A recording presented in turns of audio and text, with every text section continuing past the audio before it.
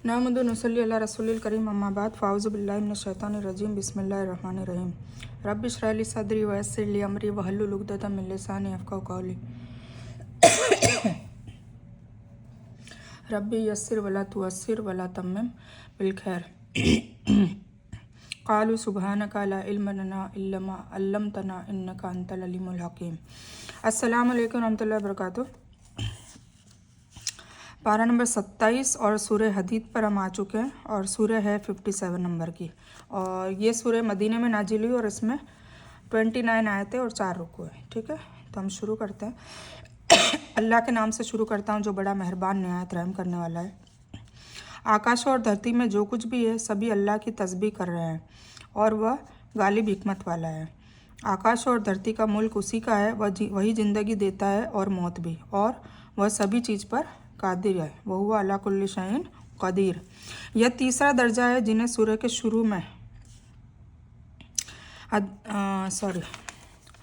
वही ये कहाँ से शुरू होगा वही पहला है, यानी उससे पहले कुछ न था। ये आया ना पहली आयत में कि आकाश और धरती में जो कुछ भी है वो किसकी तस्बीह कर रहे हैं? अल्लाह की। मतलब पूरी कायनात, पूरी दुनिया भी नहीं, दुनिया ऐसी हमारी जैसी दुनिया लाखों हजारों है, हमें पता भी नहीं है। साइंटिस्ट पीछे लग रहे हैं ना, फिर एलियंस का भी पता चला, पता नहीं क्या क्या, और कहाँ कहाँ पर लोग भी है, जिन्नात भी है। तो कहने का मतलब है वही पहला है, यानी उससे पहले ना कुछ था, और वही आखिरी है। अपन नाम लेते हैं ना अल्लाह ताला के 99, उसमें क्या कहते हैं या आखिरु या अव्वलु या आखिरु, सबसे पहले भी और सबसे आखिर में भी। मतलब सबसे पहले उसका तो वजूद शुरू से है, उसने हमें कायनात बनाई, दुनिया बनाई, फिर धीरे धीरे पहले पानी बनाया, अर्श के नीचे की सिदरतुल मुंतहा, जन्नत, दोजख, सारी चीज़ें। तो वही पहला है, यानी उससे पहले कुछ न था, वही आखिरी है, जिसके बाद कोई चीज़ नहीं होगी। वही जाहिर है, या जाहिर या बातिन भी अपन कहते हैं अल्लाह का सिफाती नाम। तो वही जाहिर है, यानी सब पर वही गालिब है और उस पर कोई गलबा नहीं रखता। और वही बातिन है, ये अंदर का आ गया, यानी बातिन की सभी बातें केवल वही जानता है। मतलब दिलों के हाल कौन जानता है? अल्लाह रब्बुल इज़्ज़त। या लोगों की आंखों और अक्लों से ये बातें छिपी है। फिर आकाश और धरती का मुल्क भी उसी का है। तो इसमें क्या है? वही जल में हो, थल में हो, रात हो, दिन हो, गहरों में हो, जंगलों में हो, हर जगह पर हर समय वो अपना इल्म और कुदरत के आधार पर तुम्हारे साथ ही है। यानी तुम्हारे एक अमल को वो देखता है, हर एक अमल को, एक एक छोटा छोटा अमल भी उससे छिपा हुआ नहीं है। तुम्हारी एक एक बात को वो जानता है, सुनता है। ये सूरह हुद में, सूरह राद में और दूसरी आयतों में भी बयान किया गया है। वही पहला है, वही आखिरी है, वही खुला है, वही छिपा है, वही हर चीज़ को अच्छी तरह जानने वाला है। अभी हमने पढ़ा, वही है जिसने आकाश और धरती को 6 दिन में पैदा किया, फिर अर्श पर बुलंद हुआ। फिर वही जानता है, वह जानता है कि उस चीज़ को जो धरती में जाए और जो उससे निकले और जो आकाश से नीचे आए और जो कुछ चढ़कर उसमें जाए, और जहाँ कहीं भी तुम हो वह तुम्हारे साथ है, और जो कुछ तुम कर रहे हो अल्लाह देख रहा है ना। मतलब अल्लाह का जो CCTV कैमरा है वो 2400 घंटे देख रहा है। तभी हमें अल्लाह से, मतलब हमें ये अगर हकीकी महसूस हो जाए ना, जैसे कि भाई बातों से तो हम जानते हैं कि अल्लाह का कैमरा चलता है, 2400 घंटे अल्लाह हमें देख रहा है, हमारी निगरानी कर रहा है, पर उसका रद्द अमल कब हो जाता है? मतलब वो हम जब हम गुनाह करने बैठ जाते हैं। तो इसका मतलब यही है ना कि हम ये सोच रहे हैं कि अल्लाह नहीं देख रहा है, और या फिर नाउजुबिल्ला अल्लाह देख रहा है तो देखे, हमें क्या मतलब है, हम तो गुनाह करेंगे। नाउजुबिल्ला, दोनों में से एक बात हो सकती है ना। तो अगर हमें यकीन हो जाए कि हकीकत में अल्लाह देख रहा है, हर पल देख रहा है, हर वक्त देख रहा है, तो फिर इंशाल्लाह हम गुनाह में मुब्तला होंगे ही नहीं। ठीक है। आकाशों और धरती का राज्य उसी का, और सभी काम उसी की तरफ लौटाए जाते हैं। जो जो काम हम करेंगे, एक एक छोटी से छोटी भी नेकी जो हमें मैदान असर में हम फिक्र में पड़ जाएंगे कि अल्लाह ताला ने इसका भी तस्करा कर दिया।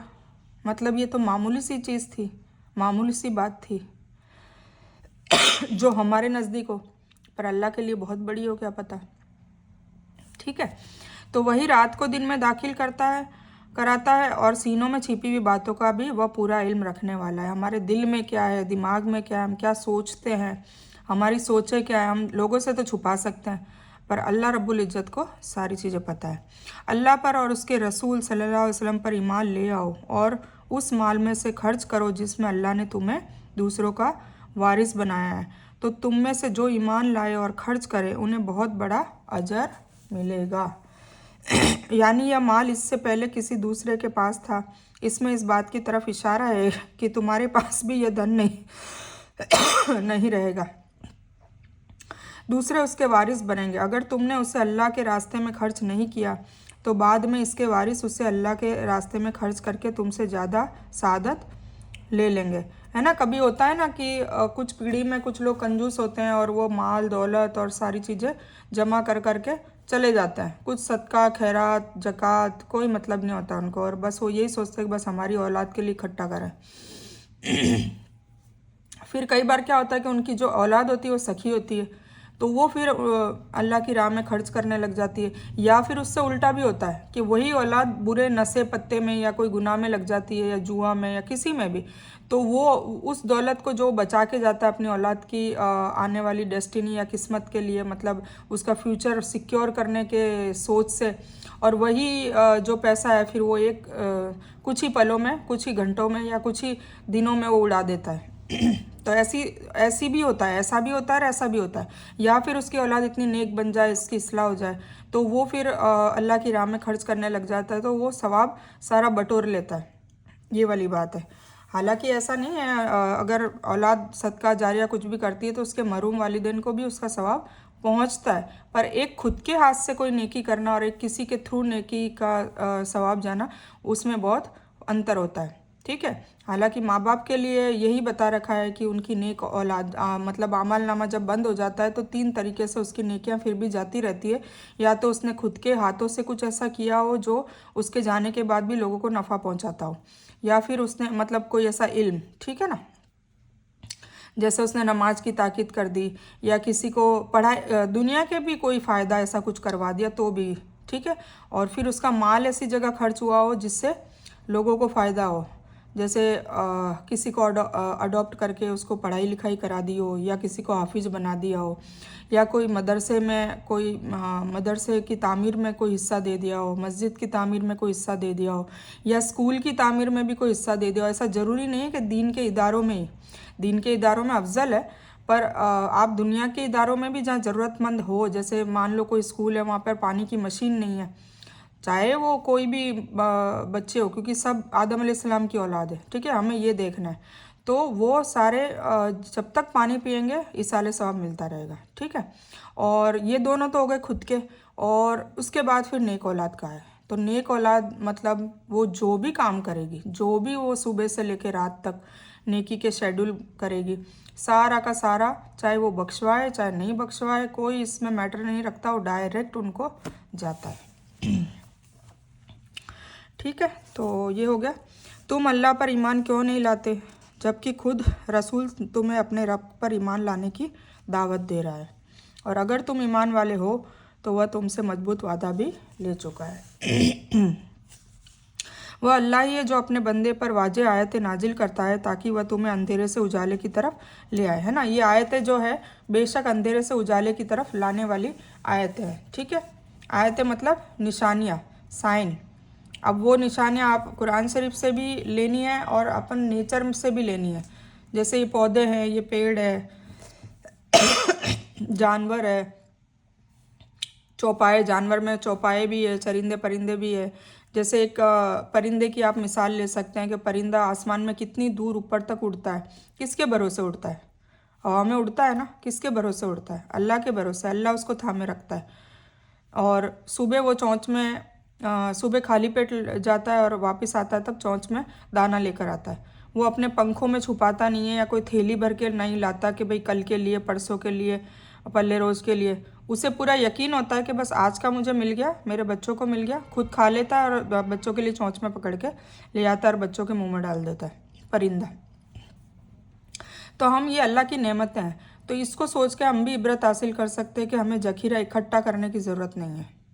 ठीक है, थोड़ी बहुत सेविंग्स करनी चाहिए, पर इस तरीके से सोच के कि भाई मेरे बच्चों के फ्यूचर का क्या होगा, वो आगे जाके क्या करेगा। अरे भाई, उसकी किस्मत में जो भी लिखा है वो होके रहेगा। अगर मान लो, जैसे अभी मैंने एग्जांपल दिया, अगर आप लाखों करोड़ों रुपए सेविंग करके चले जाते हो मान लो, और कल को अल्लाह ना करे अगर वो ख़राब नेचर का नहीं भी निकलता है, गुनहगार नहीं भी निकलता है, तो किसी न किसी जरिए भी उसकी दौलत छीन जानी है, अगर उसकी किस्मत में नहीं लिखी है तो। ठीक है, तो अपने रब्बुल इज़्ज़त पर भरोसा रखें, यकीन करें और मायूसी ना लाएं। गरीबी अमीरी और सुख दुख ये सब है ना, अल्लाह ने इम्तिहान के लिए डाले हुए हैं, तो उससे कभी भी हताश नहीं होना है। कोई बीमारी आ जाती है मान लो, कोई कुछ आ जाता है, तो उससे मायूसी नहीं लानी है। अल्लाह ताला टेस्ट ले रहा है। अब उसमें हम मायूसी दुख के वक्त हम सब्र कितना करते हैं, मतलब अल्लाह पर तवक्को करते हैं, और खुशी के वक्त हम अल्लाह की नेमतों का शुक्र अदा कितना करते हैं, ये भी अल्लाह देखता है। तो ये बात है। और तुम्हें क्या हो गया है कि तुम अल्लाह के रास्ते में खर्च नहीं करते? आ गया ना। देखो, जान और माल खर्च करने का बहुत कहा गया है, जान और माल। अब जान खर्च करने का क्या मतलब है? जान देना नहीं, ठीक है, जान देना बहुत बड़ी बात है, पर वो जब ज़रूरत पड़े तब। ऐसे नहीं कि बस ज़बरदस्ती जाके आग में कूद पड़ो, ऐसा नहीं है। जब ज़रूरत पड़े तब। शहादत का बहुत बहुत बहुत बड़ा मर्तबा है। पर जान का मतलब होता है कि अपना टाइम खर्च करो, अपना टाइम दीन के लिए लगाओ, किसी ना किसी मरहले में लगाओ। ऐसा नहीं है कि आप इसमें नहीं तो उसमें। जो सलाहियत आपको अल्लाह ने दे रखी है, आप खिदमत में भी लगा सकते हो, लोगों को अ, नेकी के बात करने में भी लगा सकते हो। हर मोमिन की एक सिफत होनी चाहिए कि अमर बिन मारूफ नही अनिल मुनकर, मतलब नेकी की तरफ बुलाए और बुराई से रोके। तो आप ये काम चलते फिरते 24 घंटे जहाँ भी आप उठ रहे हो, बैठ रहे हो, जिसके साथ बैठ रहे हो, उठ रहे हो, सबको अच्छी बात बताना, और कोई बुरी बात कर रहा है तो उससे रोकना। ठीक है, तो ये करते रहेंगे करते रहेंगे करते रहेंगे। मान लो आपके कहने से कोई एक बंदा भी एक गुनाह छोड़ बैठता है और एक नेकी पर चालू हो जाता है, कंटिन्यू हो जाता है, तो आपको कितना सवाब है। अभी मैंने बताया ना, अमल नामे में आपके इल्म देने से, मतलब आपकी वजह से। तो हम टाइम लगाएंगे तो हम ये इसका फ़ायदा उठा पाएंगे ना। हम टाइम ही नहीं लगाएंगे, बस हमारा पूरा टाइम अपने बच्चों में और अपने घर के कामों में और उसकी सजावट में, उसकी साफ़ सफाई में, उसी में ही जा रहा है। ऐसा भी नहीं कि घर गंदा रखने पर हर चीज़ सिस्टमेटिक डिसिप्लिन से करोगे तो बहुत बहुत टाइम होता है। सबके पास टाइम होता है, सबके पास 24 घंटे का ही टाइम होता है। ऐसा नहीं है कि किसी के पास 72 घंटे और किसी के पास 12 घंटे तो वो बिल्कुल ही मसरूफ़ है उसमें, ऐसा नहीं होता है। पर डिसिप्लिन मेंटेन रखें, सुबह जल्दी उठें। अगर आप 4 बजे 4:30 बजे उठकर अगर सारा मेंटेन करते हैं तो बिल्कुल आपका सारा काम काज सब कुछ मेंटेन हो जाता है। और सुबह के टाइम में अल्लाह ने बरकत भी डाली है। तो मेन बात है कि डिसिप्लिन रखना, हर चीज़ का मेंटेन रखना। अल्लाह के कानून कायदों में यही चीज़ बताई जाती है, अखलाक में भी ये चीज़ बताई जाती है कि हर चीज़ का डिसिप्लिन रखना। डिसिप्लिन का मतलब है हर चीज़ टाइम टू टाइम करना। हम जानबूझ के डिले करेंगे हर काम को, फिर कहेंगे कि हमारे पास टाइम नहीं है, तो फिर टाइम तो नहीं है, तो इस टाइम का सवाल होगा कि आपने अपना टाइम कहाँ ज़ाया किया। लोगों को नहीं पता चलेगा, पर अल्लाह को तो बताना है ना, अल्लाह तो देख रहा है। ठीक है, तो बात ये कि जान और माल, इन दोनों पे बहुत अहमियत दी है। और फिर अपने माल की भी बात है कि माल को, जैसे मान लो 2 सूट 4 सूट आप साल के कम सिलवा लो, और उन पैसों को गरीबों में, मिस्किनों में, ज़रूरतमंदों में, रिश्तेदारों में जितना हो सके, और बंद मुट्ठी, इस हाथ से दिया इस हाथ को पता ना चला। कभी कभी दिखा के भी देना है, पर वो आम लोगों में देना है, ताकि आपको देख के लोगों के अंदर भावना जगे कि हम भी ऐसा काम करें सेवा का। तो इसलिए दिखा के भी करना ज़रूरी है। कुरान में कहा है कि तुम माल खर्च करो अल्लाह ताला का, छुपा के भी और दिखा के भी, दोनों बातें कही है। पर यह है कि जब दिखा के करें तब हमारी नीयत क्या होनी चाहिए कि हमको देख के लोगों में और शौक़ पैदा हो कि वो भी ऐसे काम करे, चैरिटी के काम करे, डोनेशन के काम करे, लोगों की खिदमत के काम करे, अल्लाह की राह में अपना जान और माल खर्च करे। ये अगर सोच पैदा होगी, डेवलप पैदा होगी, अगर आपको देख के ये नीयत हो तो आपको सदका जारिया मिलेगा। और अगर ये नीयत हो कि भाई लोग आपकी तारीफ़ करें, आपको इससे शोहरत मिलेगी, लोग ये बोलेंगे ओहो कितनी नेक लड़की है, नेक औरत है, या नेक लड़का है, या नेक आदमी है, तो फिर वो सारा मिटिया मेल हो गया। नीयतों पे सारा कर्म आप कर रहे हो, अमल आप अच्छे कर रहे हो, पर आपकी नीयतों में घाटे हैं तो फिर आपको घाटा उठाना पड़ेगा। हर चीज़ करें पर नीयत ये होनी चाहिए कि अल्लाह की रज़ा के लिए कर रहे हैं। सबसे पहली नीयत ये कि अल्लाह राज़ी होना चाहिए, या अल्लाह तुझे राज़ी करने के लिए मैं कर रही हूँ, ठीक है। क्योंकि अल्लाह राजी खुद कहता है कि अपनी जानों को और मालों को मेरी राह में खर्च करो, ठीक है। तो ये वापस आ गया, तुम अल्लाह के रास्ते में खर्च नहीं करते। हकीकत में आकाश और धरती का मीरास चीज़ों का मालिक अकेला अल्लाह ही है। तुम में से जिन लोगों ने फतह से पहले अल्लाह के रास्ते में दिया है और जिहाद भी किया है, वह दूसरों के बराबर नहीं बल्कि उनसे बहुत ऊंचे पद के, है ना। शहादत का इतना मर्तबा, जिहाद में मतलब उन्होंने अल्लाह के दीन के लिए संघर्ष भी किया। जिहाद का मतलब लड़ाई नहीं होता, जिहाद का मतलब कोशिश होती है, ठीक है। जद्दोजहद, हम नहीं कहते कि जद्दोजहद करते हो, कोशिशें करते हो, जद्दोजहद, तो वो जिहाद का मतलब है कोशिश करना। वह दूसरों के बराबर नहीं बल्कि उनसे बहुत ऊंचे पद के हैं, जिन्होंने फतह के बाद दान दिया और जिहाद किया। हाँ, भलाई का वादा तो अल्लाह ताला का उन सब से है, और जो कुछ तुम लोग कर रहे हो उसे अल्लाह जानता है। फतह से मुराद ज़्यादातर मुफस्सिरों के करीब मक्का की विजय है। कुछ ने हुदैबिया की सुलह को खुली विजय कहा, मानकर उसे ही मुराद लिया है। जो भी हो, हुदैबिया सुलह हो या मक्का की विजय हो, पहले मुसलमान तादाद और ताकत में कम थे और मुसलमानों की माली हालत भी बहुत कमज़ोर थी। इन हालतों में अल्लाह के रास्ते में खर्च करना और जिहाद में हिस्सा लेना बहुत कठिन और बड़े हिम्मत का काम था, जबकि मक्का विजय के बाद यह हालत बदल गई थी। मुसलमान ताकत और तादाद में भी बढ़ते चले गए थे और उनकी आर्थिक माली हालत भी पहले से कहीं अच्छी हो गई थी। इसमें अल्लाह ताला ने दोनों ज़मानों के मुसलमानों के बारे में फरमाया कि ये नेकी में बराबर नहीं हो सकते। बेशक, मतलब जब ज़्यादा संघर्ष वाले दिन होते हैं उनमें जब कूद पड़ना, उसमें कोशिश करना, और एक सब कुछ मिल गया, पका पकाया सब कुछ अच्छा हो गया, उसके बाद बहुत भीड़ हो गई, उसके बाद बस भेड़ चाल की तरह निकल पड़ना उनके साथ, तो वो दोनों में तो बेशक फ़र्क हो गई, है ना। इसमें साफ कर दिया है, एक मिनट, हाँ, इसमें साफ कर दिया है कि सहाबा रज़ियल्लाहु ताला अन्हुम की फजीलत और दर्जों में फ़र्क ज़रूर है, किंतु दर्जों में फ़र्क का मतलब भी यह नहीं कि बाद के मुसलमान होने वाले सहाबा ईमान और अखलाक में गए गुजरे थे, है ना। पर जो भी अशरा मुबस्सरा जो कहलाते हैं 10 सहाबा, उन्होंने जो अपना वो दिया, जान माल और सारी चीज़, मतलब हुजूर पाक सल्लल्लाहु अलैहि वसल्लम की हर बात पर सरेख हम तस्लीम करने वाले, हर बात पे दूसरे सहाबा जो पीछे आए थे वो भी करते थे, पर उनका संघर्ष ज़्यादा था, उनको मुसीबतें ज़्यादा झेलनी पड़ी, ये बात की है, ठीक है। इसलिए उनके दर्जे अलग अलग है। जैसा कि कुछ लोग हज़रत मुआविया रज़ियल्लाहु ताला अन्हु, उनके पिता, दूसरे ऐसे ही अजमत वाले सहाबा के बारे में बुरे बुरा कलाम और तुलका कहकर उनकी तौहीन और अपना बेइज्जती करते हैं, ठीक है, अपमान करते हैं। नबी सल्लल्लाहु अलैहि वसल्लम ने सभी सहाबा के बारे में फरमाया, मेरे सहाबा को अपशब्द मतलब बुरा कलाम न कहो। कसम है उस जात की जिसके हाथ में मेरी जान है, अगर तुम में से कोई ओहद पहाड़ जितना सोना भी अल्लाह की राह में खर्च कर दे। मक्का मदीना कोई गए हैं तो उनको पता होगा ओहद पहाड़ कितना बड़ा है, जंगे ओहद हुई थी और उसको जन्नत का टुकड़ा भी कहा जाता है। आप लोगों ने नहीं गए हो तो भी आप लोगों ने इसमें बेशक देखा ही होगा यूट्यूब पे, तो आप देख लेंगे कितना बड़ा है। तो अल्लाह हुजूर पाक सल्लल्लाहु अलैहि वसल्लम ने कहा कि मेरे सहाबा का दर्जा इतना बुलंद है कि कोई मुसलमान अगर ओहद पहाड़ जितना भी सोना अल्लाह की राह में खर्च कर दे तो मेरे सहाबा के एक मुद बल्कि आधे मुद के बराबर भी नहीं पहुंच सकता। सोचिए, सहाबाओं का इतना संघर्ष था। कौन है जो अल्लाह ताला को अच्छी तरह से कर्ज दे।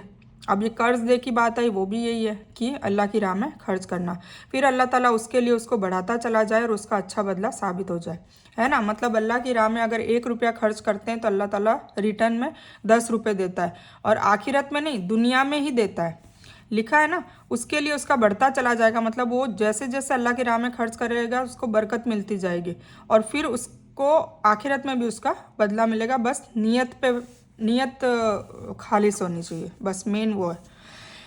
क़यामत के दिन तू देखेगा कि ईमान वाले मर्दों और औरतों का नूर उनके आगे आगे और उनके दाएं दौड़ रहा होगा, नूर ही नूर होगा। आज उन्हें उन जन्नतों की खुशखबरी है जिनके नीचे ठंडे पानी की नहरें बह रही है, जिनमें हमेशा हमेशा रहेंगे, और यह है बड़ी कामयाबी। अल्लाह को अच्छा कर्ज देने का मतलब यह है कि अल्लाह के रास्ते में दान और नेकी करना, और यह क़यामत में पुलसिरात पर होगा। जो नूर होगा ना, वो पुलसिरात के रास्ते पर होगा, वरना अंधेरा होगा, दिखेगा भी नहीं। तो यह नूर उनके ईमान और नेकी के कामों के बदले होगा, जिनका नूर वे जन्नत के रास्ते आसानी से तय कर लेंगे। और मुनाफिक की बात आ रही है, उस दिन मुनाफिक है। मुनाफिक कौन है? निफाक वाले, मतलब दिल में कुछ और जुबान पे कुछ, उन लोगों की बात हो रही है। तो मुनाफिक पुरुष और महिलाएं ईमान वालों से कहेंगे कि हमारा इंतजार तो करो, हम भी तुम्हारी रोशनी से कुछ रोशनी ले रहे हैं, मतलब तुम्हारी रोशनी की वजह से हम तुम्हारे पीछे पीछे चल पा रहे हैं, तो रोशनी की खोज करो। फिर उनके और उनके बीच एक दीवार कायम कर दी जाएगी जिसमें दरवाज़ा भी होगा, उसके भीतरी भाग में रहमत होगी और बाहरी भाग में अजाब होगा, मतलब वो लोग आपस में उनको छांट दिया जाएगा। ये चिल्ला चिल्ला कर उनसे कहेंगे कि क्या हम तुम्हारे साथ न थे? वे कहेंगे हाँ थे तो ज़रूर, लेकिन तुमने अपने आप को भटकावे में डाल रखा था। ये आ गया ना, ये नियत पे है। मतलब मुनाफिक मतलब वो दीनदारी दुनिया में दिखेंगे, नेक दिखेंगे, परहेजगार दिखेंगे, तहज्जुद गुजार भी दिखेंगे, लोगों को ऐसा लगेगा कि इनसे बड़ा नेक और इनसे बड़ा कोई आमिल और आलिम हो ही नहीं सकता, पर उनके दिलों का हाल अल्लाह जानता होगा, तो इसीलिए उनको मुनाफिक कहा जाता है। ईमान वाले वो होते हैं जिनके दिल भी पाक होते हैं, दिल भी अच्छे होते हैं, दिल भी अल्लाह की रजा के लिए काम करने वाले होते हैं और वो अमल भी अच्छे करते हैं। और मुनाफिक वो होते हैं जिनके अमल तो अच्छे दिख रहे होते हैं लोगों को, पर उनके दिलों में मैल होता है। तो ये चीज़ इसीलिए मुनाफिकों को अलग कर दिया जाएगा। ठीक है, अल्लाह ताला हम सबको ऐसी मुनाफिकत से बचाए, आमीन। लेकिन तुमने अपने आप को भटकाव में डाल रखा था और इंतजार में ही रहे, शक व शुबा करते रहे और तुम्हें तुम्हारी आरजुओं ने धोखे में ही रखा था, यहाँ तक कि अल्लाह का हुक्म आ पहुँचा और तुम अल्लाह के बारे में धोखा देने वाले ने धोखे में ही रखा। यह मुनाफिक कुछ दूर ईमान वालों के साथ उनके प्रकाश में चलेंगे, फिर अल्लाह ताला मुनाफिकों पर अंधेरा मुसल्लत कर देगा और उस समय वे ईमान वालों से यह कहेंगे कि जो किसी के काम निगरां यानी जिम्मेदार बने, मानो अब नरक ही इस बात की जिम्मेदार है कि उन्हें कड़ी से कड़ी यातना का मजा चखाए। मुनाफिकों को कहा जाता है वल्लाहु आलम कि है ना सबसे लास्ट वाली जहन्नम में डाला जाएगा, मतलब अल्लाह ताला उनसे इतना ज़्यादा गुस्सा होगा। सोचिए, काफिर मतलब खुलेआम इनकार करने वाले, उनसे भी ज़्यादा मुनाफिकों के ऊपर पकड़ होगी। तो यानी अब जहन्नम की आग ही हमेशा के लिए उनके साथी और तथा संगी होंगे। कुछ कहते हैं कि अल्लाह नरक को भी अक्ल और समझ देगा और वह काफिरों के खिलाफ गुस्सा और ताव दिखाएगा, मतलब भड़केगी उनको देखकर और उनका साथी बनेगा और उन्हें दुखदाई अजाब से दो चार कर देगा। तो आज न तुमसे फिदिया और बदला कबूल किया जाएगा और न काफिरों से, मतलब मुनाफिकों से और काफिरों से।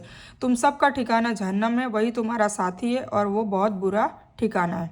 तो क्या अब तक ईमान वालों के लिए समय नहीं आया कि उनके दिल अल्लाह की याद से और जो हक नाजिल हो चुका है उससे कोमल हो जाए? है ना, मतलब इतना डर बताने के बाद भी क्या अल्लाह ताला कह रहा है कि जो ईमान वाले हैं, जो हकीकत में अल्लाह पे यकीन रखते हैं, तो क्या वो अल्लाह की आयतों को देखकर और ये सारी सब जो चीज़ें हैं, डराने वाली आयतें हैं, खुशखबरी वाले आयतें हैं, उससे क्या उनका दिल बदलता नहीं है? और अल्लाह की याद से जो हक नाजिल किया गया, मतलब कुरान पाक, उससे कोमल हो जाए, मतलब नरम दिल हो जाए, सबको माफ़ करने वाला दिल, सबको दरगुजर करने वाला दिल, दिल में हसद ना हो, जलन ना हो, किसी के लिए कीना ना हो, तकब्बुर ना हो, हर किसी को माफ़ करने वाला दिल, एकदम साफ़ सुथरा दिल। तो ये अल्लाह ताला ये चाहता है कि मेरी किताब को पढ़ के, मेरी आयतों को पढ़ के अपने दिलों को साफ़ किया जाए।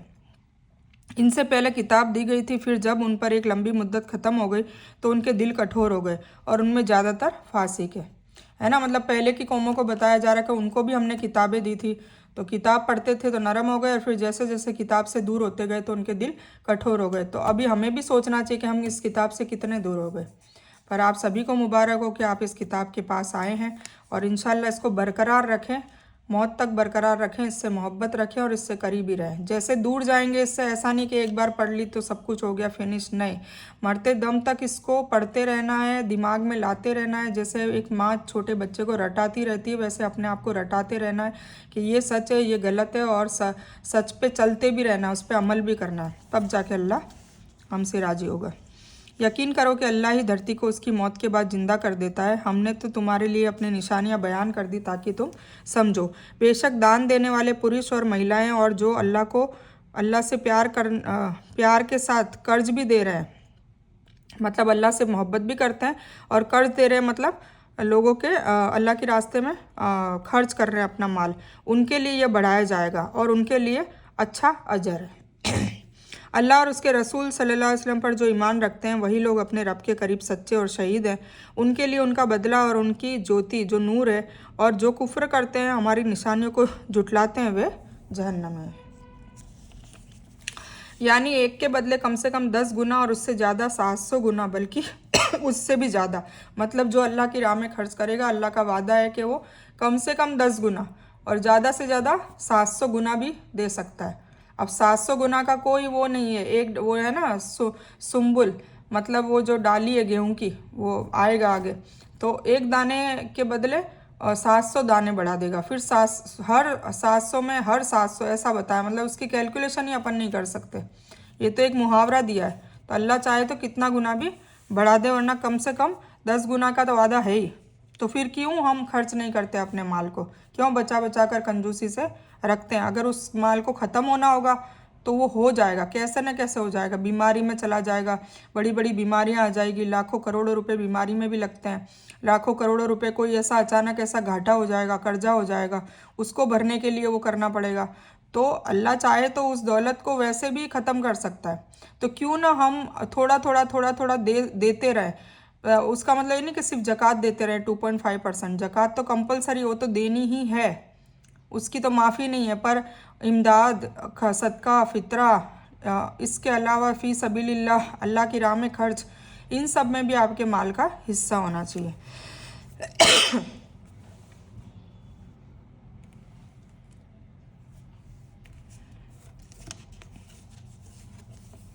यानी एक के बदले कम से कम 10 गुना और उससे ज़्यादा 700 गुना, बल्कि उससे भी ज़्यादा है। यह इजाफा मन की पाकी, ज़रूरत, जगह और वक्त के एतबार से हो सकता है। ठीक है, मतलब ये भी अल्लाह ताला देखता है मन कितना पाक है, ज़रूरत कितनी है उसको, जगह, वक्त, सारी चीज़ें वो अल्लाह की मसलियत है, अल्लाह के कानून कायदे हैं। जैसे पहले बयान हुआ कि जिन लोगों ने मक्का विजय से पहले खर्च किया था वह नेकी और अजर में उनसे ज़्यादा होंगे जिन्होंने उसके बाद खर्च किया। जैसे बताया जाता है कि एक गरीब है, उसके पास सिर्फ एक रोटी है, कुछ भी नहीं है, तो वो अपनी एक रोटी में से आधी रोटी किसी को दे देता है। और एक इतना अमीर है कि करोड़ों रुपए हैं, अब वो करोड़ों रुपए में से 10 लाख भी दे रहा है, तो एक रोटी के बदले 10 लाख दुनिया में तो बहुत ज़्यादा होता है ना, बहुत ज़्यादा होता है। पर अल्लाह की नज़र में वो आधी रोटी ज़्यादा है 10 लाख से। 10 लाख तो कुछ नहीं, क्योंकि उसने 1 करोड़ में से 10 लाख निकाले, मतलब 1% निकाला, सॉरी 10% निकाला, तो वो भी अल्लाह की नज़र में कम है क्योंकि उसके पास इतना था। जैसे कि एक किस्सा बताऊं कि हुजूर पाक सल्लल्लाहु अलैहि वसल्लम ने एक बार ये कहा कि अपने घर में, मतलब इसमें ताउन करो, इसमें जंग के लिए इकट्ठा कर रहे थे माल को, तो बोले कि सब अपने अपने पास से जो जितना ला सके ले आओ। तो उमर रज़ियल्लाहु ताला अन्हु और अबू बकर हमेशा है ना होड़ करते थे हुजूर अबू बकर सिद्दीक रज़ियल्लाहु ताला अन्हु की, अच्छे लिहाज में, ऐसे नहीं। तो बोले कि आज तो मैं अबू बकर सिद्दीक से आगे हो ही जाऊंगा। तो वो क्या करते हैं कि अपने माल का पूरा आधा, मतलब 50% रख देते हैं और 50% ले आते हैं तकसीम करने के लिए। और इधर अबू बकर सिद्दीक और उमर फारूक अमीर भी होता है, और इधर अबू बकर सिद्दीक रज़ियल्लाहु ताला अन्हु बहुत गरीब होते हैं। तो उनके पास एक चादर लपेटने की और एक कंधे में जो एहराम पहना जाता है ना, बस वो दो, मतलब 2 कपड़े के अलावा वो सारा कुछ जो भी घर में होता है वो सब कुछ लेकर आ जाता है। तो उनका ज़्यादा माना जाता है, क्यों? हालांकि जो उमर रज़ियल्लाहु ताला अन्हु लाए थे उनसे मुकाबले उनके पास जो लाए थे वो कुछ भी नहीं था, पर उनके पास जो था वो तो सब दे दिया ना उन्होंने। समझ में आ गई? तो इसीलिए अल्लाह ताला इस तरीके से सारा कैलकुलेशन करते हैं। तो हमारे पास जितना भी हो, हम ये ना सोचे कि भाई हम तो गरीब हैं, हमारे पास क्या है। अगर आप गरीब हैं तो आपका 1 रुपया भी 1 करोड़ के बराबर माना जाएगा। पर आप 1 रुपया भी दें तो सही, अल्लाह की राह में खर्च करें कि मेरे रब को ये पसंद है, ये अमल मेरे रब को बहुत पसंद है, कुरान में बार बार कहा गया है। तो हालांकि 1 रुपये से कुछ भी नहीं होना है ये सोच के, पर ए अल्लाह तेरी रज़ा के लिए मैं 1 रुपया देती हूँ। तो आप देखें वो 1 रुपये की जगह आपको 10 रुपये वापस मिलेंगे इंशाअल्लाह आलम, मेरा खुद का तजुर्बा, मिलेंगे। ठीक है, तो आप दें, निकालें, थोड़ा थोड़ा थोड़ा थोड़ा थोड़ा थोड़ा निकालें। मिडिल क्लास वालों को भी मैं कहती हूँ कि जो मतलब जो बिल्कुल गरीब भी नहीं है और बिल्कुल अमीर भी नहीं है, हम जैसे लोग, उनके लिए ऐसा है कि भाई वो महीने के अगर मान लो 1 सूट सिलवाते हैं या साल के 5-6 सूट सिलवाते हैं, ईद के टाइम सिलवाते हैं, तो 2-3 सूट कम सिलवा ले, क्या फ़र्क पड़ता है, उसमें से बचत कर ले। या देखो ऐसे फिजूल खर्चे बहुत होते हैं, तो वो खर्चों में से थोड़ा थोड़ा बचा के और फिर उसमें से लोगों के लिए, लोगों को खाना खिलाएं। खाना खिलाने का भी बहुत इसमें तज़किरा आता है, भूखों को खाना खिलाओ, भूखों को खाना खिलाओ। तो ये कर सकते हैं। ठीक है, तो देखिए करने को कुछ भी कर सकते हैं, अल्लाह की राह में बहुत तरीके हैं खर्च करने के। बस अल्लाह को राज़ी करने के लिए खर्च करें, ताकि आपकी दुनिया भी हुसन वाली पैदा हो जाएगी और इंशाअल्लाह आखिरत में भी अल्लाह बहुत बहुत इसका अजर देगा। तो अपनी जानों को और मालों को अल्लाह की राह में खर्च करो। याद रखो कि दुनियावी जीवन केवल खेल और तमाशा और जीनत और आपस में फ़ख्र और अहंकार और माल और औलाद में एक दूसरे से अपने आप को ज़्यादा बतलाना है ना। दुनिया में यही होता है, तेरे से मेरे पास दौलत ज़्यादा है, तेरे से मेरे बच्चे अच्छे हैं, कोई कहता मेरे मेरे तो लड़के ही लड़के हैं, इसमें भी घमंड होता है लोगों को। कोई कहता है कि मेरे खूबसूरत बच्चे हैं, टैलेंटेड बच्चे हैं, इसमें भी घमंड होता है। कोई कहता है मेरे पास बंगले हैं, गाड़ी है, ये है, वो है। तो ये सारा जो दिखावा और ये जीनत और ये एक दूसरे से रियाकारी करना, तकब्बुर करना, यही सारा दुनियावी जीवन है और अल्लाह ताला इसको खेल तमाशा कह रहा है। ठीक है, तो एक दूसरे से अपने आप को ज़्यादा बतलाना, जैसे वर्षा और उसकी पैदावार किसानों को अच्छी लगती है, फिर जब वह सूख जाती है तो पीले रंग में उसको तुम देखते हो, फिर वह बिल्कुल चूरा चूरा हो जाती है। और आखिरत में सख्त अजाब और अल्लाह की माफ़ी और खुशी है। और दुनियावी ज़िंदगी केवल धोखे के सामान के सिवाय कुछ भी नहीं है। मतलब अल्लाह ताला अगर माफ़ कर दे मरने के पहले, और जब मौत आए तब अल्लाह हमसे राज़ी हो, सबसे बड़ी कामयाबी वही है। राज़ी होगा तो कब्र में भी अजाब नहीं होगा, जन्नत की खिड़की दिखा दी जाएगी कि भाई भविष्य में भी तुझे ये मिलनी है, तो पहले से ही बशारत दे दी और आराम से चैन की नींद सो रहा है। फिर जब क़यामत होगी तब भी आमाल नामा सीधे हाथ में होगा, बिना हिसाब किताब के, या हिसाब भी होगा तो आमाल नामा सीधे हाथ पे, और ये एक निशानी होगी कि जन्नत ही है, और फिर हमेशा हमेशा के लिए जन्नत। तो इससे बड़ी कामयाबी क्या होगी?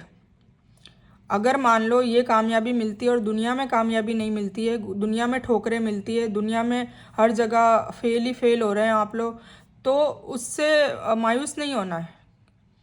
अगर ये सब फेलियर के बाद भी हम अल्लाह ताला की जितनी भी आयतें हैं उस पर हम फरमा बरदारी कर रहे हैं, अमल कर रहे हैं, तो अल्लाह ताला आखिरत कह रहा है कि दुनिया तो खेल तमाशा है, किसी के पास कम ज़्यादा वो चलता है, क्योंकि फ़ानी है दुनिया। और आजकल तो उम्र कितनी हो गई, 60 साल, 70 साल, 80 साल, 90-100 वालों को तो बहुत कम सुनते हैं। जो पहले के लोग थे वो बचे हैं, बाकी हमारी जो जनरेशन है वो 90-100 से पहुँचे बहुत मुमकिन नहीं है। बाकी अल्लाह जिसको ज़िंदा रखना चाहे रखे, पर एवरेज जो एज है वो 70-80 आ चुकी है। ठीक है, तो 70-80 साल की ज़िंदगी के लिए अगर हम आखिरत, मतलब अल्लाह ताला कहता है एक जगह मफहूम है कि तुम उंगली समुंदर में डुबो, एक उंगली समुंदर में डुबो, और तुम्हारी उंगली पे जो पानी चिपका हुआ है वो है दुनिया, और बाकी पूरे समुंदर का पानी आखिरत है। सोचो कितना फ़र्क है। तो हमें दुनिया जीनी है, ऐसा नहीं है कि बस मुसल्ले पे बैठ के या बस लोगों के कामों में पूरा ज़िंदगी पूरी सुबह से लेकर रात निकालना है। ये अल्लाह नहीं कहता, अल्लाह ने उसके लिए फ़रिश्ते बना दिए हैं, फ़रिश्ते कर रहे हैं ये काम। हमें कह रहा है कि तुम दुनिया भी जियो, पर दुनिया जीते जीते मेरे सारे अहकाम, मेरे हुक्म, मेरे कानून कायदों के हिसाब से दुनिया जियो। दुनिया भी जीनी है, सिर्फ अल्लाह अल्लाह, मतलब अल्लाह की राह में जो रहबानियत कहते हैं कि सिर्फ दीनदारी में लग जाना और दुनिया को छोड़ देना, वो भी अल्लाह को पसंद नहीं है। और सिर्फ दुनिया दुनिया करना और अल्लाह को छोड़ देना, वो भी अल्लाह को पसंद नहीं है। हमें एतदाल में, बार बार मैं बताती हूँ हर सूरह के बीच में, कि हमें एतदाल वाली कौम है हम लोग, और हमें एतदाल में रहना है, हमें बैलेंस्ड रहना है, बैलेंस्ड लाइफ जीनी है। ठीक है, दुनिया भी जीनी है और आखिरत की भी तैयारी करनी है। तो अब अल्लाह ताला ने एक एग्जाम्पल देकर बताया कैसे कि कुफ़ार किसानों को कहा गया है। ठीक है, मतलब इनकार करने वाले। अब ये किसान अगर कोई हो, जैसे मेरे शौहर भी किसान है, तो वो बुरा ना माने। एक एग्जाम्पल दे रखा है कि मान लो खेती बाड़ी हो रही है, इसका ये लफ्ज़ी मायने छिपाने वाला है। काफिरों के दिलों में अल्लाह और आखिरत का इनकार छिपा होता है, इस वजह से उसे काफिर कहा जाता है। किसानों के लिए ये शब्द इस वजह से इस्तेमाल करा है क्योंकि वह भी धरती में बीज बोते हैं। धरती के अंदर बीज छुपाते हैं ना, यूँ खड्डा करते हैं, बीज डालते हैं, फिर उसको छुपा देते हैं, इसीलिए उनको कहा गया है। बाकी उनकी सिफत नहीं बताई है। तो इसी तरह अल्लाह ताला कह रहा है कि दुनियावी जीवन के जल्द ख़त्म हो जाने को खेती से मिसाल दी गई है। जिस तरह खेती हरी होती है ना, साल में 4 महीने अगर उसकी फसल का टाइम होता है तो 4 महीने वो पूरी बाग वो पूरा जो खेत होता है वो हरे भरे पत्तों से लहरा रहा होता है ना, और वो हमें अच्छी भी लगती है क्योंकि देखने में भी खूबसूरत लगती है और उससे माल भी आता है, तो किसान बहुत खुश होते हैं। लेकिन वह जल्दी सूखी और पीली होकर चूरा चूरा हो जाती है। इसी तरह दुनिया की जीनत भी कुछ ही दिन का है, अल्लाह ऐसे बता रहा है खेती का उदाहरण देकर। और धन, औलाद और दूसरी चीज़ें इंसान का मन लुभाती है, लेकिन यह जीवन कुछ ही दिन का होता है और हमेशगी का नहीं होता है। ठीक है ना, हमेशा के लिए ये नहीं है, अमर तो हम रहेंगे नहीं, हमें जाना है। जैसे सूखा, बाढ़ और दूसरी धरती और आकाश की मुसीबतें, जैसे रोग, थकान, गरीबी वगैरह, तो ये सारी चीज़ें अल्लाह ताला बता रहा है कि आखिरत के मुकाबले ये जो दुनिया की जीनत है वो कम दिनों की है। तो इसमें इतने मशगूल होकर अल्लाह को ना भूल जाओ, अल्लाह के रसूल सल्लल्लाहु अलैहि वसल्लम को ना भूल जाओ, अल्लाह की किताब को ना भूल जाओ। बस ये बताने का मकसद है। तो क्या बोला है, आओ दौड़ो अपने रब की माफ़ी की तरफ और उस जन्नत की तरफ जिसकी चौड़ाई आकाश और धरती की चौड़ाई के बराबर है। यह उनके लिए बनाई गई है जो अल्लाह पर और उसके रसूलों पर ईमान रखते हैं। और यह अल्लाह की रहमत है जिसे चाहे अता करे, और अल्लाह बड़ा फजल वाला है। मतलब अल्लाह की रहमत सबसे बड़ी किस पे है, जिसको माल देता है उस पर नहीं है, जिसे अल्लाह की किताब का इल्म देता है, अल्लाह की किताब से, अल्लाह के रसूल से मोहब्बत देता है, ऐसे दिलों में मोहब्बत डाल देता है, अल्लाह को राज़ी करने के लिए बेकरारी दे देता है कि अल्लाह किस ऐसा क्या काम करें कि अल्लाह इससे राज़ी हो, अल्लाह इससे राज़ी हो।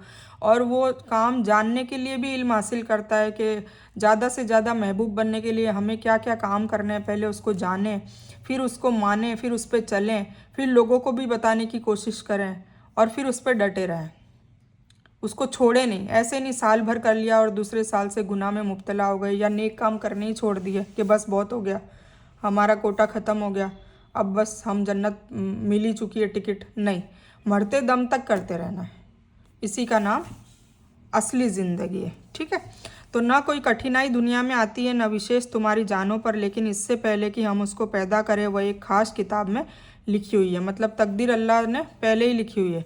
बेशक ये काम अल्लाह ताला पर बड़ा आसान है, ताकि तुम अपने से छीन जाने वाली चीज़ पर दुखी ना हो जाया करो और ना अता की हुई चीज़ पर इतराया करो। दोनों बातें आ गई। मतलब अगर कोई चीज़ आपसे छीन जाती है, जान माल कोई भी, तो उस पर इतने दुखी मत हुआ करो, अल्लाह का था अल्लाह ने ले लिया। और अगर कोई चीज़ दे देता है, जैसे कुछ लोग बहुत अमीर और बहुत उनको इज्जत और एहतराम और हर चीज़, दौलत के साथ साथ शोहरत का भी घमंड लोगों को बहुत होता है कि पूरे दुनिया में संसार में उसको इज्जत मिल रही है, बड़ा नाम है, तो उस पर इतराया ना करो, उस पर घमंड ना करने लगो। और घमंड करने वालों से अल्लाह प्रेम नहीं करता, अल्लाह प्यार नहीं करता। ठीक है, और फिर जो खुद भी कंजूसी करे और दूसरों को भी कंजूसी की तालीम दे, सुनो जो भी मुंह फेरे अल्लाह बेनियाज और तारीफ़ के लायक है। मतलब कंजूसी करने का भी मना किया है। खूब पैसा है और अल्लाह की राह में खर्च नहीं कर रहे, उसको बचा बचा के रख रहे हो, और खुद भी कर रहे हैं और दूसरों को भी सलाह दे रहे हैं कि देखो तुम खर्च करोगे तो फिर तुम्हारा माल ख़त्म हो जाएगा। तो ये तो शैतानी वसवसा है। ठीक है, तो ये बात है। तो बेशक अपने रसूलों को खुली निशानियां देकर भेजा और उनके साथ किताब और तराजू नाजिल किया ताकि लोग इंसाफ पर बाकी रहें। और हमने लोहे को भी नाजिल किया जिसमें बड़ी हैबत और ताकत है और लोगों के लिए दूसरे से भी बहुत से फ़ायदे हैं, और इसलिए भी कि अल्लाह जान ले कि उसकी और रसूलों की मदद बिना देखे कौन करता है। बेशक अल्लाह ताला शक्तिशाली और गालिब है। बेशक हमने नूह और इब्राहिम को पैगंबर बनाकर भेजा। हमने उन दोनों की औलाद में पैगंबरी और किताब जारी रखी, तो उनमें से कुछ रास्ते पर आए और उनमें से बहुत ज़्यादा नाफरमान रहे। यहाँ जिस गम और खुशी को रोका गया है वह गम और खुशी से जो इंसानों को नाजायज़ कामों तक पहुँचाती है। नहीं तो दुख पर गम और सुख पर खुशी एक फितरी बात है, लेकिन मोमिन दुख पर सब्र करता है और अल्लाह की मर्जी और तकदीर का लिखा मानता है। रोने चिल्लाने से बदल नहीं सकता और सुख पर इतराता नहीं है, ये मोमिन की फजीलत है। ठीक है, अल्लाह का शुक्रगुजार होता है और यह सिर्फ उसकी कोशिश का फल नहीं बल्कि अल्लाह की दया और उसका एहसान मानता है। कुछ लोग कहते हैं ना, मेरे टैलेंट की वजह से मैं कमा रहा हूँ, मेरी अकल की वजह से मेरे कमा रहा हूँ, मेरी काबिलियत की वजह से मैं कमा रहा हूँ। नहीं, अल्लाह ने हमारे हिस्से में रोजी दी है, अल्लाह के फजल से हो रहा है। मीज़ान जो है वो इंसाफ का तराजू है, और मतलब यह है कि हम लोगों ने इंसाफ करने का हुक्म दिया है। कुछ ने इसका तर्जुमा तराजू किया है। तराजू उतारने से मुराद है कि हमने तराजू की और लोगों को रास्ता दिखाया और उसके ज़रिए लोगों को तोलकर उनका पूरा पूरा हक दो। मतलब हक में भी हक तलफी ना करो, उसमें भी ऊपर नीचे मत करो। यहाँ भी उतारे के मायने है पैदा करना और उसकी कला सिखाना। लोहे के अनगिनत चीज़ें बनती है, यह सब अल्लाह ने उसे इल्हाम और इरशाद का नतीजा है जो उसने इंसान को किया है। अस्त्र शस्त्र हथियार के अलावा लोहे से और भी बहुत से सामान बनते हैं जो घरों और बहुत से उद्योगों में काम आते हैं। जैसे मशीनें बनती बड़ी बड़ी, वो काई से बनती है? आयरन से। और फिर जैसे छोटी चीज़ें, छुरी है, चाकू है, कैंची, हथौड़ा, सुई, खेती बढ़ई और निर्माण, खेती में भी जो औजार होते हैं, मशीनें होती है, मोटरें होती है, वो सारी के सारी किससे बनती है? लोहे से। राफ का मतलब है कोमलता और रहमत का मतलब है दया। पैरोकारों से मुराद ईसा अलैहिस्सलाम के साथी हवारी है, यानी उनके दिलों में एक दूसरे के लिए प्यार और मोहब्बत का जज्बा पैदा कर दिया। जैसे सहाबा इकराम रज़ियल्लाहु अन्हुम एक दूसरे से मोहब्बत करने वाले थे।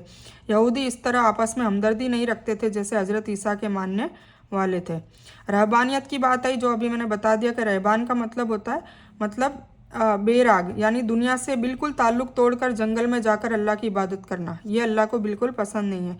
इसकी पस मंज़र यह है कि ईसा के बाद ऐसे राजा हुए जिन्होंने तौरात और इंजील में बदलाव कर दिया, जिसको एक गिरोह ने नहीं माना और राजा के डर से पहाड़ों और गुफा में पनाह ले ली। यह उनका आराम था जिसका आधार मजबूरी थी, लेकिन बाद के लोगों ने इसको अंधे तकलीद में इस नगर त्याग को इबादत का एक नया ढंग बना दिया और ख़ुद को गिरजाघरों और पूजा स्थलों में बंद कर लिया और उसके लिए दुनिया के त्याग और बेराग को फ़र्ज कर लिया। उसी को अल्लाह ताला ने खुद गढ़ना कहा है। मतलब ईसाई में ये प्रचलन भी है, दो टाइप के, वो कैथलिक और ऐसे कुछ है। तो उसमें है ना, एक जो गिरोह है वो बिल्कुल जैसे नन्स वगैरह आप लोग जानते होंगे, वो बिल्कुल शादी ब्याह बिल्कुल नहीं करते, वो बिल्कुल उस चीज़ से अलग हो जाते, कट जाते हैं। तो ये चीज़ अल्लाह ने कहा है कि मैंने ये तुम लोगों ने अपने मन से गढ़ लिया है। यह पिछली बात की तस्दीक है कि बेराग उनका खुद बनाया हुआ था, अल्लाह ने उसकी इजाज़त नहीं दी है। कुछ लोग हमारे मुसलमानों में भी ऐसे होते हैं कि बिल्कुल त्याग देते हैं फैमिली। कुछ लोग तो शादी नहीं करते और अगर कोई करते हैं तो उनकी जिम्मेदारियों और उससे भाग जाते हैं, मस्जिद में बैठे रहते हैं या कहीं दिन में ऐसे लग जाते हैं कि बस बीवी बच्चों का ख्याल ही नहीं है। तो अल्लाह ने ये बिल्कुल सख्त मना किया है। यानी हमने तो फ़र्ज किया था हमारी खुशी की खोज करें। दूसरा अनुवाद यह किया गया है कि उन्होंने यह काम अल्लाह को खुश करने के लिए किया था, लेकिन अल्लाह ने साफ कर दिया कि अल्लाह की खुशी दीन में अपनी तरफ से नई बातें बनाने से हासिल नहीं हो सकती। दिन में कोई भी इजाफा करो, तुम्हारे मन से ही डाल दो, तुम्हारे सहूलियत के हिसाब से डाल दो, तो वो कोई अल्लाह से उससे खुशी नहीं मिलती है। तो अल्लाह ने साफ बता दिया है, चाहे वह कितनी ही अच्छी क्यों ना हो, अल्लाह की खुशी तो उसकी इताअत से मिलेगी, उसकी फरमाबरदारी से। जो उसने कहा है वैसे चलो। यह दुगना अजर उन ईमान वालों को मिलेगा जो नबी सल्लल्लाहु अलैहि वसल्लम से पहले के नबी पर ईमान रखते थे, फिर आप सल्लल्लाहु अलैहि वसल्लम पर भी ईमान लाए, जैसा कि हदीस में बयान किया गया है। ठीक है,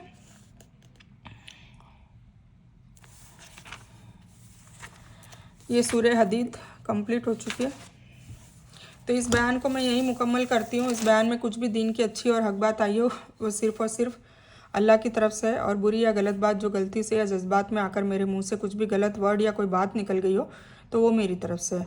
और इस गलती की वजह से मैं अल्लाह जल से और आप सभी लोगों से माफ़ी की तलबगार हूँ। मैं कोई आलिमा नहीं हूँ, सिर्फ तालिब इल्म हूँ, और मेरी कोशिश से अल्लाह आप सभी को नफ़े बख्श इल्म पहुँचाए और मैं आप लोगों की हिदायत और हिकमत में सदका जारिया बनूँ। बस मेरी यही तमन्ना है। आमीन सुम्मा आमीन या रब्बल आलमीन। रब्बना आतीना मिन लदुनका रहमतन व हय्यि लना मिन अमरिना रशदा। अल्लाहुम्मा सल्लि अला मोहम्मद व अला आलि मोहम्मद कमा सल्लैता अला इब्राहीम व अला आलि इब्राहीम इन्नका हमीदुम मजीद। अल्लाहुम्मा बारिक अला मोहम्मद व अला आलि मोहम्मद कमा बारकता अला इब्राहीम व अला आलि इब्राहीम इन्नका हमीदुम मजीद। व आखिरु दावाना अनिल हम्दुलिल्लाहि रब्बिल आलमीन।